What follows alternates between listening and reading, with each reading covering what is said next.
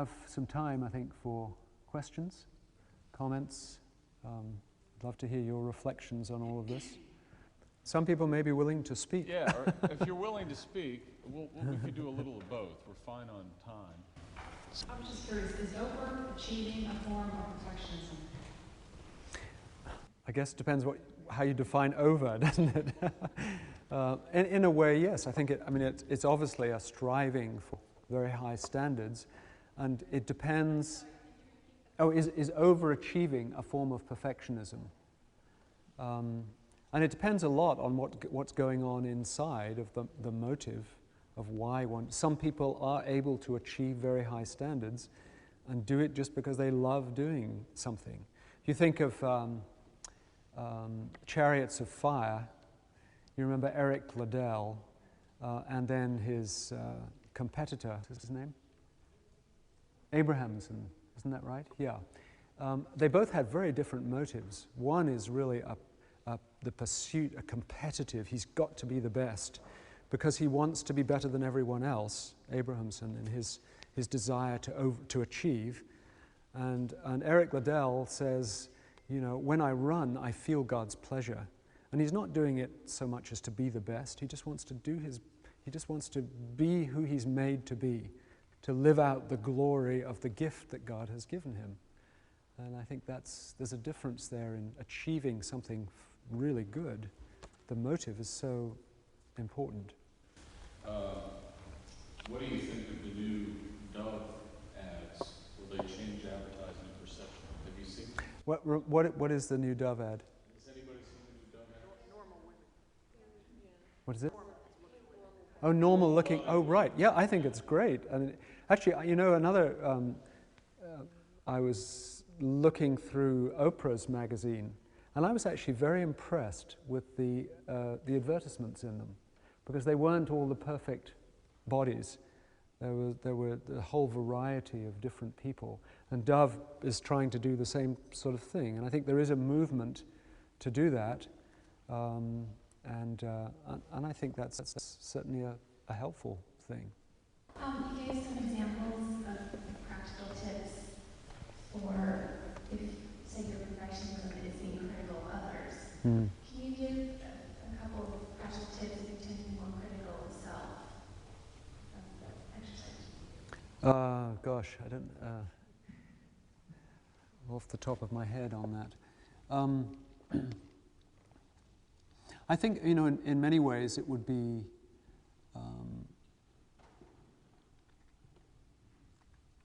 the example that I gave about appearance perfectionism is about oneself.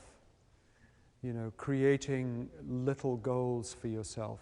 If you tend to procrastinate, we talked about procrastination earlier on. If you tend to procrastinate in doing a task that you know you need to do, setting little goals along the way. I need to have done this much by tomorrow and so much in 2 days' time.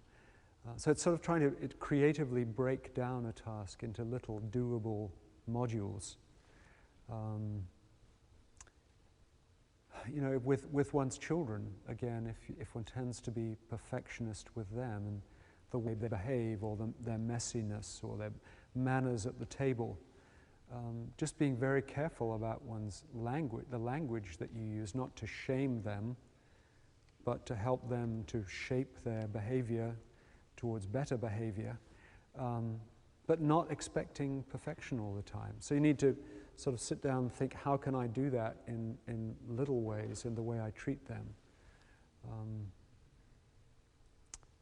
Maybe I'll think of more things that may emerge from some of the other questions in this. Do you have a, yeah? When you're being very careful about things, crosses over to impulsive, how do you help someone go back? Just be careful is okay, but keep checking the oven, check the door, check the lights, you know, before leaving. And any helps with that? Well, I mean, it depends how much, obviously, because if someone does it just once or twice, and it doesn't interfere, doesn't take too long, you can talk about it and say, do you really need to go back? most people will, you can tolerate a certain level of carefulness. It's when it gets to in the realm of where it really interferes with life, so that it, you have to wait for someone for 10 minutes while they check the oven 10 times, or they go in and out of the house 10 times, when it really begets, and the person themselves is usually distressed by it. They don't really want to do this, they don't like doing it. And then there it is becoming what we just described as obsessive compulsive disorder. And that's where medication may be very helpful in breaking that obsession. Or some sort of psychotherapy or counseling may help them to break out of it. But usually it's actually them having to take the risk of not checking and living with the fear for a while and recognizing that it does die down. And some people can do that, some people find that incredibly difficult. There are behavioral programs for someone who is, say, obsessed with cleanliness and has to wash, say, 20 times a day or something, where they actually stop people doing the obsessive behavior and prevent them from taking a shower, prevent them from washing. You voluntarily enter into this program. Or they actually put a feather on someone's hand who is terrified of dust and make them live, teach them a relaxation exercise and live with that terror until it dies down. Some people can go through those programs, some people freak out and opt out halfway through. Yes? Question. My mother is an all-around perfectionist, and realizing that I don't want to live like that, I've tried to share what the Lord has spoken to me. When we have these conversations, she falls apart, cries, anger, denial, and guilt come out. How does a child approach a parent? Is that my job? And beyond all of my good intentions, I am trying to control and change her to fit what is slowly becoming my own reality. It's slowly becoming. Wow, that's a very hard situation to be in. And it's a sort of situation I hesitate to give quick, glib answers, seemingly glib answers to, because I'd love to sit down and talk for a long time about that situation and what might be possible, what the relationship with mother is like. Some people just are so scared of change, are so rigidly set in those patterns that it is very, very frightening for them to even consider changing. And they perceive any criticism as a huge threat to them, and maybe react stubbornly and fearfully and angrily. And that sounds like that's what happens. And it's often only when someone like that actually experiences sort of severe consequences of serious depression or severe broken relationship that they're willing to look at themselves. Now, how you precipitate them into looking at themselves is a difficult thing to work out. And sometimes it can be done by head-on confrontation, a way that you would, say, an intervention with an alcoholic. You might, together as a family, go to this person and say, "Mum, look, the way you live is making life very difficult for all of us. We love you. We want to try and help you to change." That's a pretty confrontative, very frightening thing for that person. And they might respond to it. They might just tighten up and be even more cut off from everyone. I think the sort of very often one is left with people like that to just patiently love them, even with their disability, and almost seeing it like it's part of their brokenness. It's almost like an illness that you have to accept that this person is not easily going to change.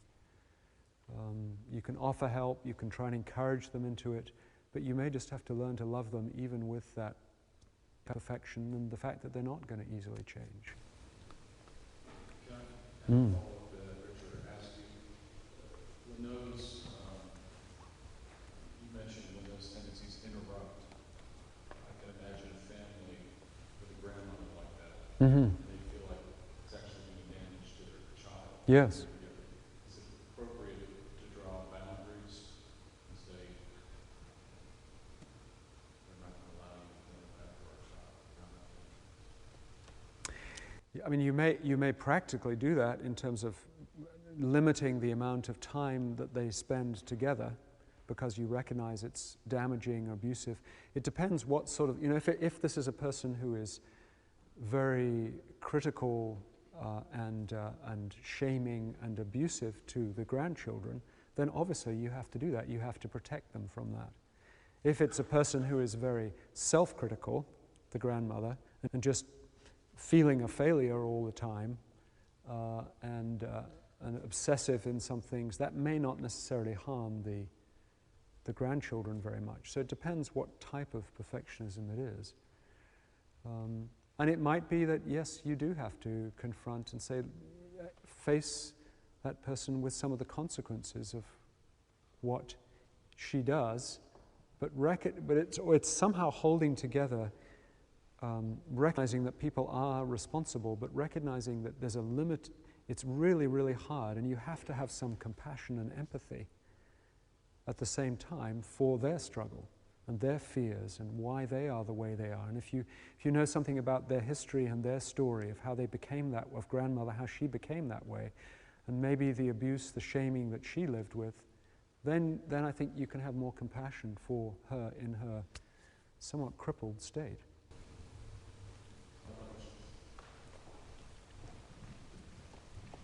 I have a question when the question is, what happens when the best you can do isn't good enough? And I know that sounds like a perfectionist question. Okay, I recognize that.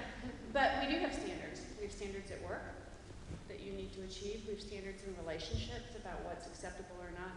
And I think in the Christian community, that sometimes toleration of lack of those standards, because we want to be loving and forgiving and accepting, that we tolerate unhealthy actions and behaviors for ourselves, from either other people and of ourselves. So it's this balance between acceptance and some things aren't good enough.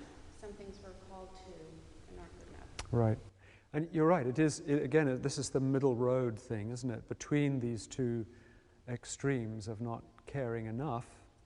And I think God, we talk about God accepting us unconditionally. Parents should accept their children unconditionally.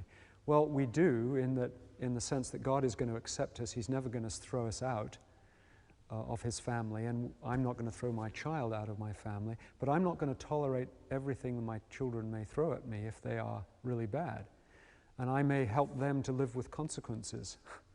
I'm not going to bail my son out if he is on drugs and he keeps coming for money. I will say, look, I don't like your behavior and I'm not going to tolerate it, and you can't come into this house and I'm not going to give you any more money, and even if you go to prison. And in the same way, I think with milder things amongst the people of God, there is a place even within the church for discipline of persistent rebellion against God's standards, God's way, in all sorts of areas of life. And we have a responsibility for one another amongst the people of God to love each other enough to sometimes admonish. Now, we admonish as fellow fallen human being with, I've got a beam in my eye, but can I talk to you about something that I find really difficult because I'm afraid for you, that if you go on this path, you're really going to get into trouble. And I don't want to see that happen. And so the spirit in which you admonish is very important, isn't it? But you're right, we don't accept everything. Yeah.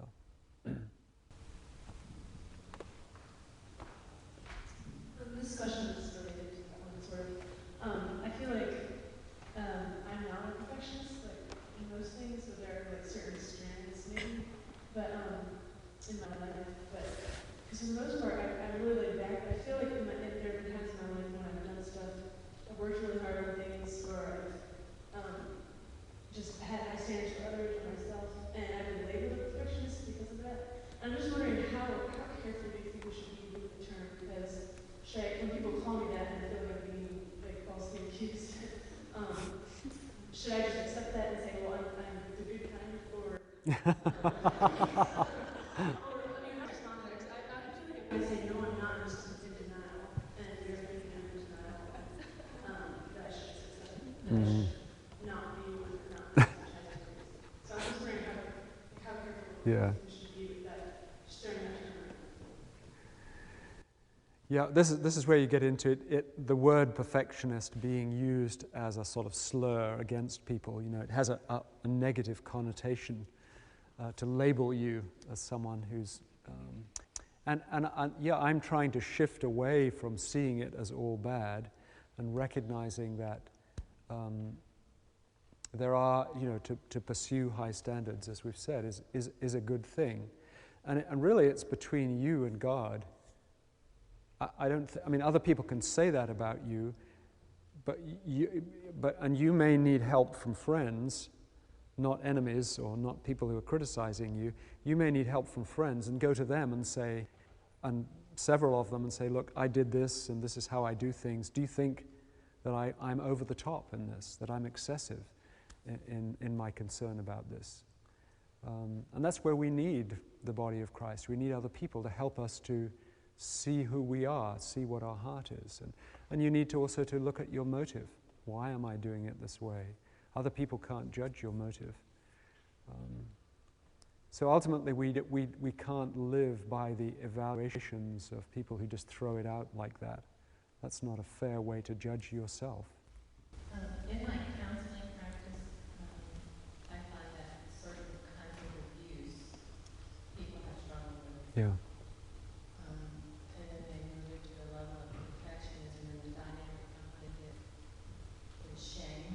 Yes. Can you give some practical? I find that to be one of the most difficult things to work through a person with shame. Yeah, I think this is where we have to be very realistic about the effects of, you know, deep early wounds to the soul when a child has been abused, perhaps sexually, mentally, physically, at an early age. That's an incredibly damaging thing, and it's hard to undo it. You know, and I think sometimes we have this expectation that when someone is a Christian and when they are loved within the community of God and when they obey God, that the wounds should be healed immediately. But it may be a lifetime of healing, and only till when Christ comes back will that person be completely healed from some of that shame. But there can be a measure of healing in the experience as they experience being accepted with all their imperfections and abuse and their story of abuse by you, primarily initially, and then understanding that God loves them in the same way, and by other people, if other people are allowed to have some of that knowledge of what has happened. But it's usually such a deep thing that the person is very wary of telling anyone in their life, and they may be even very scared to tell you. And shame is such a powerful thing, isn't it? It's not, you know, we differentiate between shame and guilt is I've done something wrong. Shame is more, and guilt can be forgiven. Shame is I am a bad person. And it's only by acceptance over time that shame is wiped out. It's like a, you know, it's like a stain that goes through, an indelible stain that goes through your whole being. And it's very hard to be cleansed of that stain, but only over a long period of time through acceptance and love, and the person both accepting God's forgiveness, being able to forgive themselves for what they feel they were responsible for, and being accepted by you. You mentioned before that the church has a tendency to project an image of Yeah. perfection that keeps people out, and I'm just wondering how we can project more love and acceptance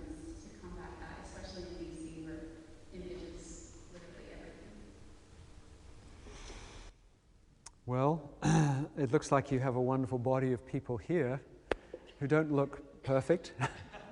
I see some nice cracks up in the plaster on the wall up there. You know, I think there are things even in our living. If you go into someone's home and it is all absolutely immaculate, nothing out of place, you feel a little on edge. You know, I shouldn't sit on that chair. I don't really belong here. I might break something or I might mess something up. If you go into a house where there are, you know, it's a nice home, there are good things there, but there are a few things sort of around the place. It feels a little more comfortable, more human, more real. And the same with the church, I think. I think we need to, both in terms of our attitude of, I mean, in our church back in St. Louis, you know, there's a tremendous variety of dress. People come in suits and ties. People come in jeans and T-shirts and sandals.